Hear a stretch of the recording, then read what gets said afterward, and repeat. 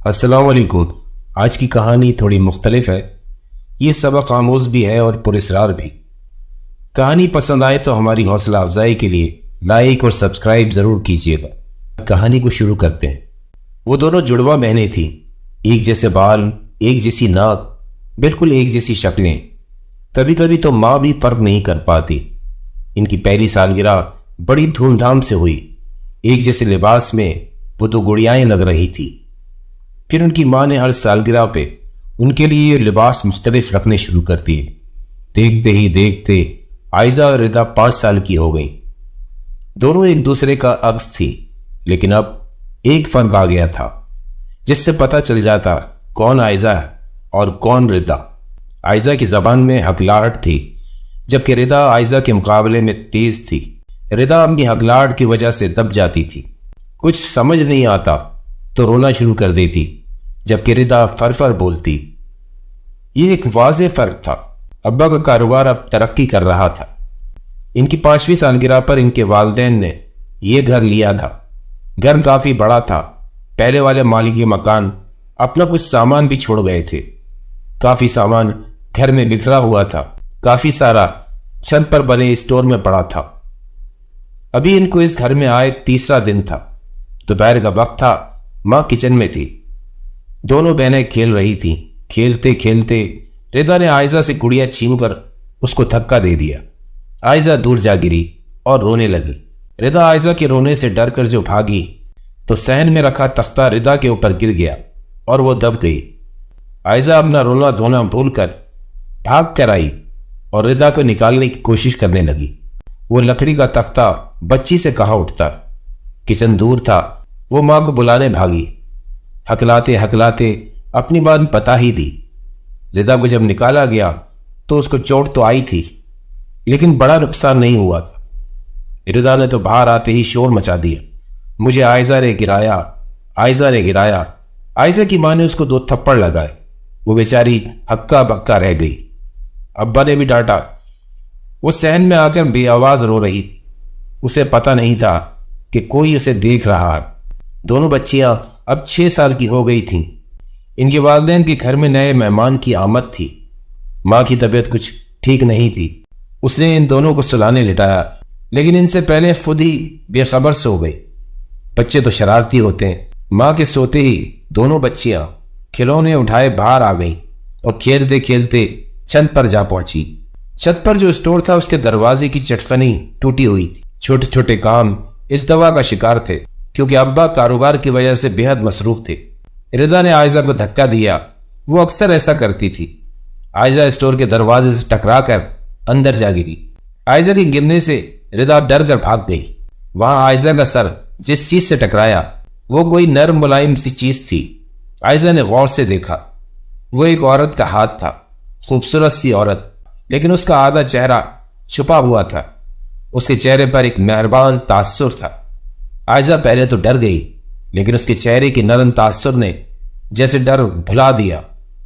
عائزہ بس اس کو دیکھتی رہی۔ اس نے عائزہ کو اٹھایا، کپڑے جھاڑے۔ وہ 6 سال کی بچی ہی تو تھی، بہل گئی۔ اتنے میں نیچے سے اس کی ماں کی آواز آنے لگی۔ وہ بیچاری سیڑھیاں نہیں چڑھ سکتی تھی۔ جا اپنی ماں کے پاس، یہ کہتے اس عورت نے عائزہ کو نرمی سے دھکیلا۔ عائزہ بھاگ کر سیڑھیوں کی طرف چلی گئی۔ اس نے اترنے سے پہلے پلٹ کر دیکھا۔ اسٹور کا دروازہ ویسے ہی بند ہو گیا تھا۔ وقت گزرا، ان بچیوں کے 2 اور بھائی بھی دنیا میں آ گئے۔ بہت کچھ بدل گیا، لیکن نہیں بدلا تو عائزہ کی ہکلاہٹ، جو کم تو ہوئی تھی لیکن ختم نہیں ہوئی۔ اس دن کے بعد عائزہ کو وہ اسٹور والی عورت نہیں دکھی۔ ہاں، کبھی کبھی ردا اس کے ساتھ زیادتی کرتی، اور جب عائزہ تکیے میں منہ چھپائے روتی تو عائزہ کو لگتا کوئی نرم سا ہاتھ اس کے گرد ہے۔ یہ کچھ پل کا احساس ہوتا، پھر عائزہ اپنا رونا بھول جاتی۔ ردا کی زیادتیاں وقت کے ساتھ ساتھ بڑھتی گئی۔ ہر وہ چیز جو عائزہ کو پسند ہوتی اس پر قبضہ جما لیتی۔ عائزہ کو صبر کرنا آ گیا تھا۔ ماں کے پاس اتنا وقت ہی نہیں ہوتا تھا کہ وہ ردا کو دیکھتی یا عائزہ کو تسلی دیتی۔ بچپن والا واقعہ تو اس کو یاد بھی نہیں تھا۔ اس کے بعد بھی وہ کئی بار اسٹور میں گئی، لیکن ردا جب بھی اسٹور میں جاتی تو چوٹ لگوا کر آ جاتی۔ اب ابا نے کنڈی ٹھیک کروا کر تالا ڈال دیا تھا۔ ایسے ہی نرم گرم حالات چلتے رہے۔ دونوں لڑکیوں نے جوانی کی دہلیز پر قدم رکھ دیا۔ دونوں نے ہی خوب رنگ و روپ نکالا۔ عائزہ نے اپنی ہکلاہٹ کی وجہ سے انٹر کے بعد پڑھائی چھوڑ دی اور گھر سنبھال لیا، جبکہ ردا نے یونیورسٹی میں ایڈمیشن لے لیا۔ وہیں اس نے پہلی بار عاصم کو دیکھا۔ عاصم امیر گھرانے کا لڑکا تھا۔ ردا ایک چالاک اور ہوشیار لڑکی تھی۔ وہ عاصم سے مراسم پڑھانا چاہتی تھی، لیکن عاصم ہر ایک سے بات نہیں کرتا تھا۔ ہاں، گروپ میں اکثر ان کی بات چیت پڑھائی کے حوالے سے ہونے لگی۔ عائزہ کی ماں کو اب دونوں کی شادی کی فکر ستانے لگی۔ اس نے رشتے والی سے بات کی۔ عائزہ کا ہکلانا آڑے آ رہا تھا۔ ردا تو ابھی شادی کرنا ہی نہیں چاہتی تھی۔ اس کے پستری سے تو اس کی ماں بھی تنگ تھی۔ ماں نے اب یہ سوچ لیا تھا کہ جب لڑکے والے آئیں گے تو وہ ردا کو عائزہ کی جگہ بھیج دے گی، اور وہ لوگ پسند کر لیں، شادی ہو جائے تو دیکھا جائے گا۔ بڑی مشکل سے ماں نے ردا کو راضی کیا۔ عائزہ نے ماں کو منع بھی کیا کہ یہ نہ کرے، یہ دھوکہ ہے، لیکن ماں نے ایک نہ سنی۔ آج شام لڑکے والے آ رہے تھے۔ وہ لڑکے کو بھی اپنے ساتھ ہی لا رہے تھے۔ رشتے والی نے بتایا تھا یہ لوگ خاندانی اور بہت پیسے والے ہیں۔ یہ رشتہ ہو گیا تو تمہاری بیٹی کی تو قسمت کھل جائے گی۔ عائزہ صبح سے باورچی خانے میں لگی تھی۔ کھیر، شامی کباب، نگٹس، حتیٰ کہ کپ کیک بھی اس نے گھر میں ہی بنائے۔ یہ بات تو تھی کہ عائزہ کو بہت اچھی کوکنگ آ گئی تھی۔ وہ لوگ وقت کے پابند نکلے۔ 4 بجے گلی میں گاڑی آ کر رکی۔ جو لوگ گاڑی سے اترے وہ بہت طور طریقے والے لگ رہے تھے۔ ان کو ڈرائنگ روم میں بٹھایا گیا۔ عائزہ کی ماں کو بہت امید تھی کہ رشتہ ہو جائے گا۔ بیٹیاں دونوں ہی خوبصورت تھیں، بس عائزہ کی ہکلاہٹ اس کا حل بھی نکال ہی لیا تھا۔ وہ جانتی تھی کہ عائزہ ہیرا لڑکی ہے، جس گھر میں بھی جائے گی وہ اپنی جگہ بنا لے گی۔ لڑکے کی والدہ اور لڑکا ہی آیا تھا۔ والدہ عالم بی بی سلجھی ہوئی خاتون تھی۔ ادھر ادھر کی باتیں کرنے کے بعد عائزہ کی ماں سے بولی، آپ بیٹی کو بلوا دیجئے۔ عائزہ کی ماں ردا کو لینے گئی تو ردا جان کر عین ٹائم پر واش روم میں گھس گئی اور وہ کسی طور باہر آ کر نہ دی۔ عائزہ کی ماں بری طرح پھنس گئی۔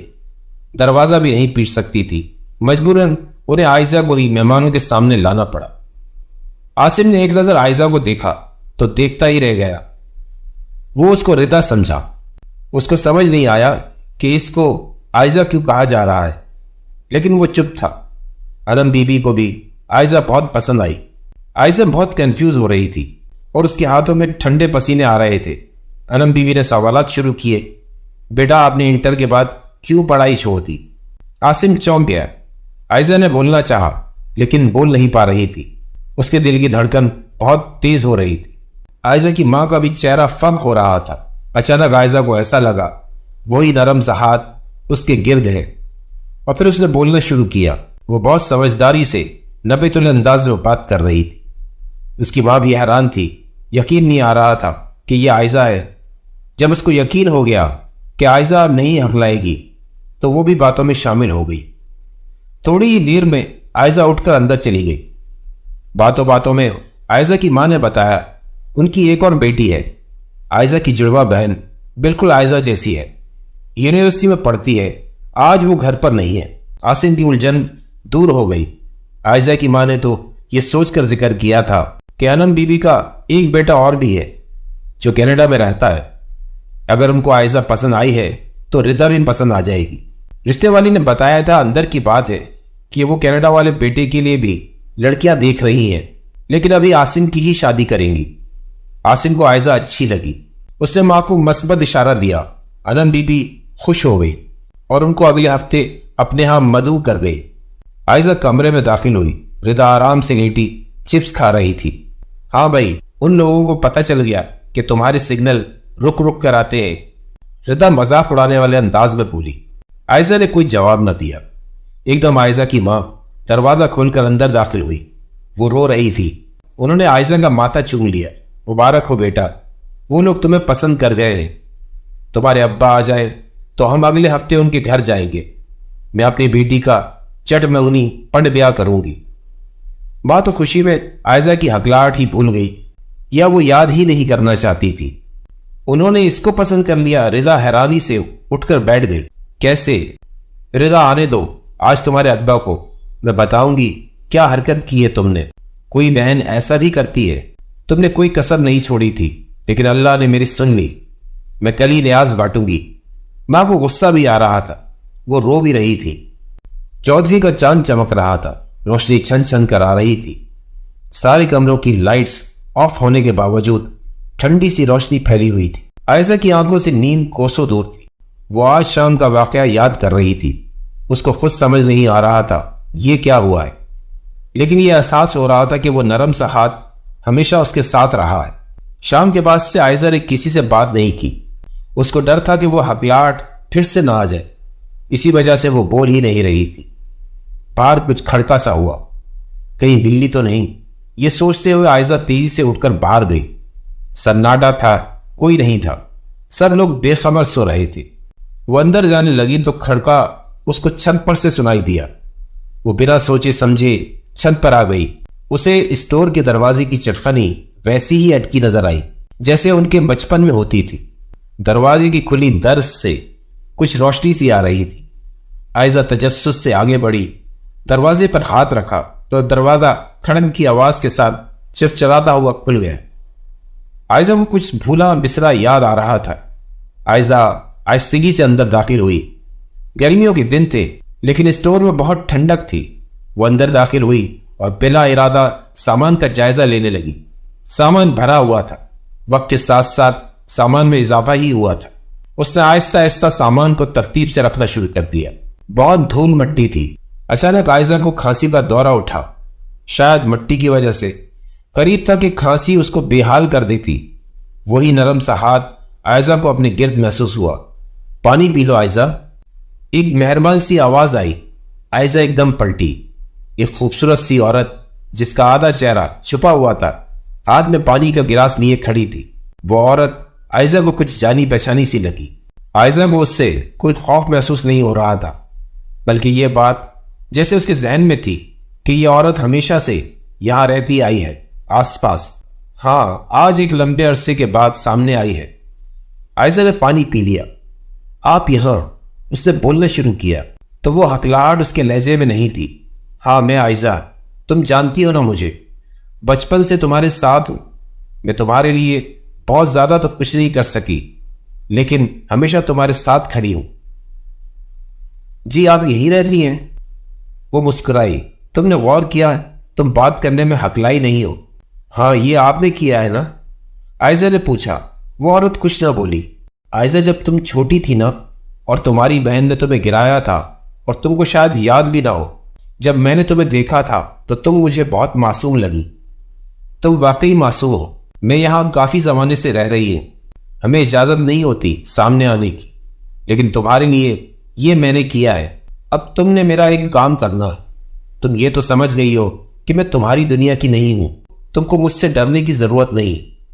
اس گھر میں زیر زمین ایک دنیا آباد ہے، میں وہیں سے آئی ہوں۔ ہماری دنیا تمہاری دنیا سے الگ ہے۔ ہم لوگ تمہارے جیسے لوگوں کو پسند کرتے ہیں، نیک اور مخلص، تمہاری بہن جیسے نہیں۔ ہم اپنی طرف سے کسی کو نقصان نہیں پہنچاتے جب تک کوئی ہمیں نقصان نہ پہنچائے۔ تم سمجھ رہی ہو نا میری بات؟ عائزہ نے سر ہلایا۔ اب تم یہاں چھت پر چڑیوں کے لیے باجرا اور پانی رکھو گی اور اس کا خاص اہتمام کرو گی۔ اس کا کبھی ناغہ نہیں کرنا، اور کبھی بھی کسی وجہ سے نہ رکھ سکو تو جمعرات کے دن ضرور رکھنا۔ تم زندگی میں اب دوبارہ نہیں ہکلاؤ گی۔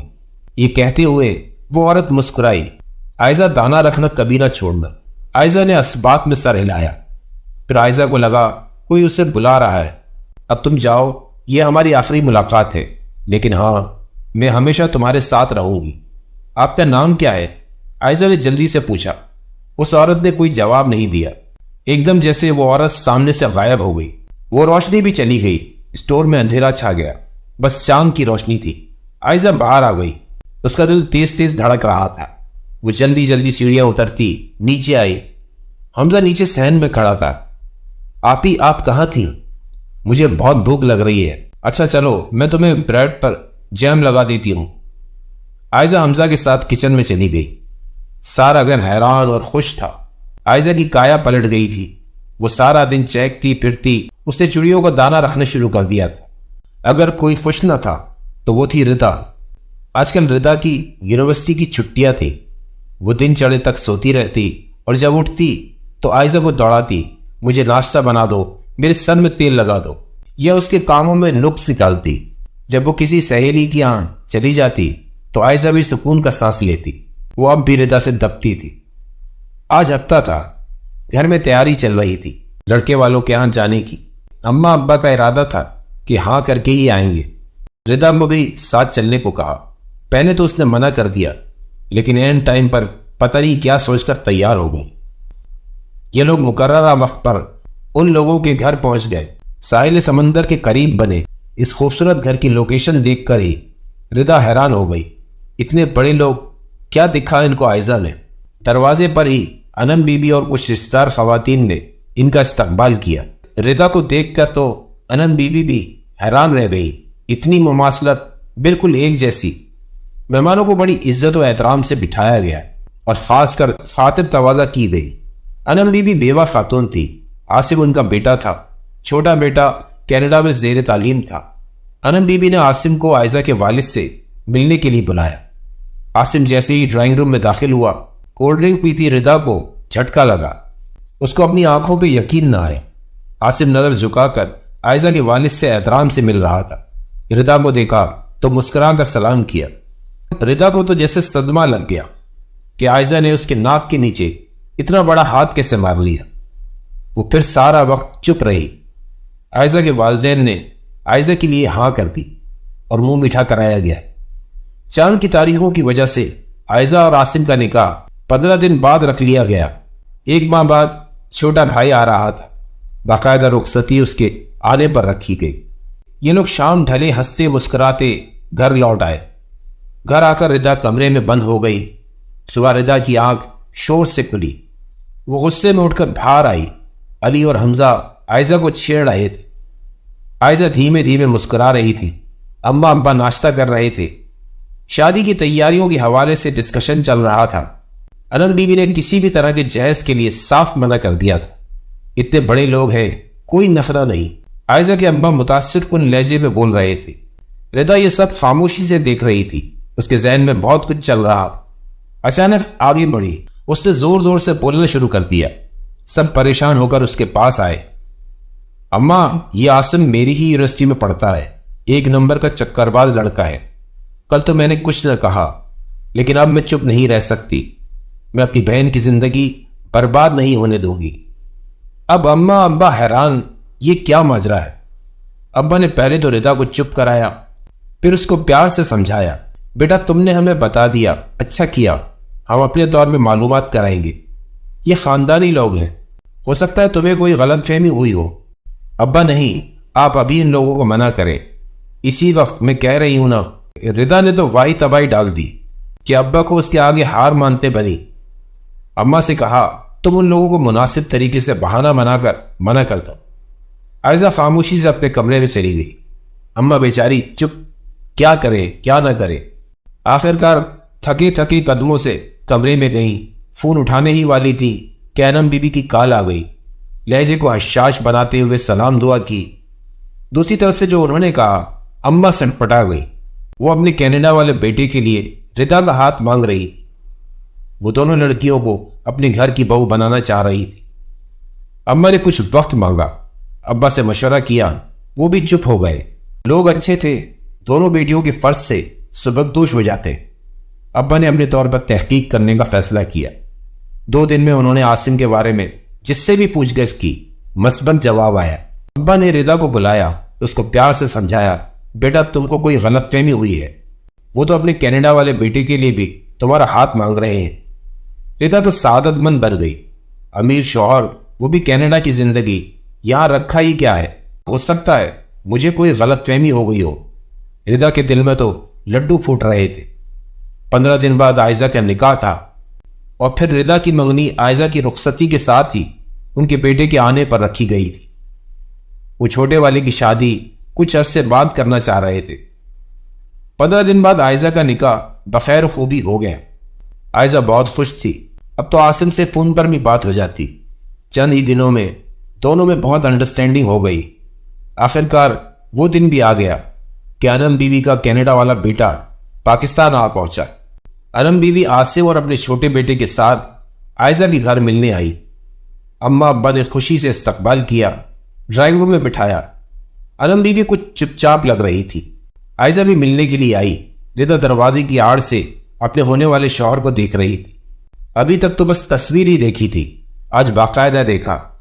ابھی ردا اندر جانے کا سوچ ہی رہی تھی کہ انم بیوی نے بولنا شروع کیا، بہن جی میں آپ سے بہت معذرت خواہ ہوں، آپ کی بچیاں بہت پیاری ہیں۔ میری خواہش تھی کہ ردا بھی میری بہو بنے۔ میں نے اپنے شوہر کے بعد اپنے بچوں کی تربیت میں کوئی کسر نہیں چھوڑی۔ میں نے کوشش کی ہے کہ ان کو دنیا کی ہر خوشی ملے۔ میرا بیٹا اپنی کلاس فیلو کو پسند کرتا ہے۔ بحیثیت ماں میں چاہتی ہوں کہ میرے بچے اپنی پسند کی زندگیاں گزاریں۔ غلطی میری ہے، میں نے تو اس کو سرپرائز دینے کا سوچا تھا۔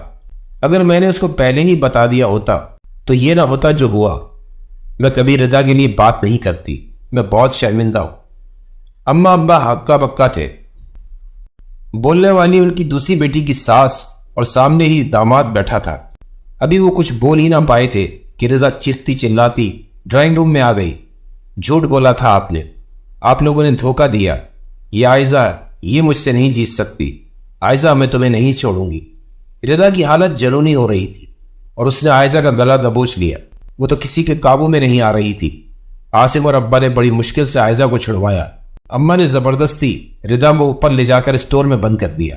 اب اسٹور سے ردا کی چیخنے کی آواز نہیں آ رہی تھی، کوئی کچھ بول ہی نہیں پا رہا تھا۔ آخرکار عاصم بولنا شروع ہوا، میں اپنی بیوی کو اب یہاں نہیں چھوڑ سکتا۔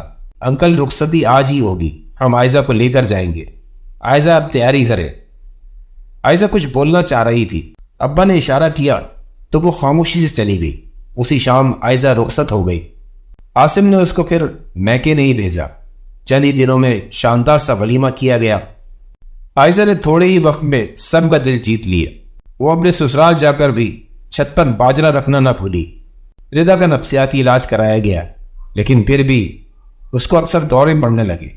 ردا کو اس کی بدنیتی نے خالی دامن کر دیا۔